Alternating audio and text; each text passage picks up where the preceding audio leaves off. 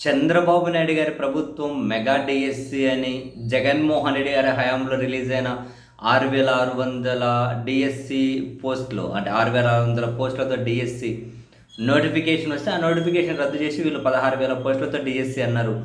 అయితే ఇది మొదలుపెట్టిన దగ్గర నుంచి ముగించేంత వరకు మొత్తం వివాదాలే. ఒకవైపు వివాదాలు నడుస్తూ ఉన్నా వాటిని క్లియర్ చేసే ప్రయత్నం సర్కార్ ఎప్పుడూ చేయలేదు. అది మరింత బాధాకరం. వివాదాలు నడిచినాయి, కానీ వాటిని క్లియర్ చేసే ప్రయత్నాలు ఎప్పుడూ చేయలేదు. చివరికి ఆ కార్యక్రమాన్ని అయితే ముగించారు. ఉద్యోగాలు వచ్చిన వాళ్ళేమో డ్యూటీలో చేరిపోయారు, రాని వాళ్ళేమో రోడ్లు ఎక్కారు, న్యాయస్థానాల గడప దొక్కుతూ ఉన్నారు. ఇవి పూర్తిగా అక్రమాలతో జరిగినటువంటి నియామకాలని వాటిని రద్దు చేయాలి అని చెప్పి న్యాయ పోరాటాలకి, వీధి పోరాటానికి అభ్యర్థులు సిద్ధమయ్యారు.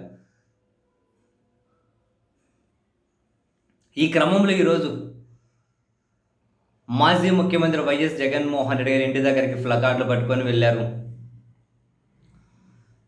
మాకు అండగా నిలబడండి, మాకు న్యాయం జరగాలి, ఈ డిఎస్సి అంతా అక్రమాల పుట్ట, ఈ డిఎస్సిని రద్దు చేసే విధంగా మాకు సహకరించండి అని చెప్పి జగన్మోహన్ రెడ్డి గారి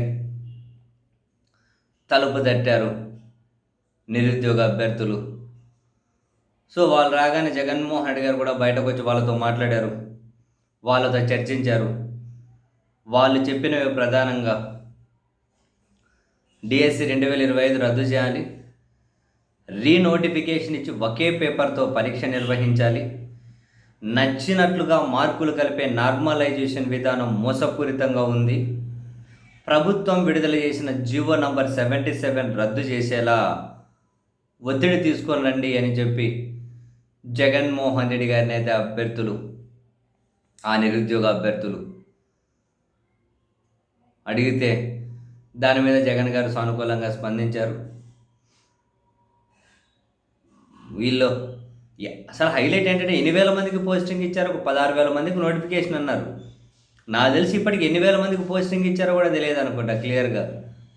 ఏంటో అసలు అంతా కనుక పారదర్శకంగా జరిపించినట్లు ఎప్పుడు అనిపించలేదు ఈ డిఎస్సి. ఎందుకు చిత్ర విచిత్రంగా ఈ ప్రక్రియను అయితే పూర్తి చేశారు. ఎంతమంది జాబ్లో జాయిన్ అయ్యారో తెలియదు, కానీ మిగిలిన వాళ్ళందరిలోనూ ఇవన్నీ అక్రమాల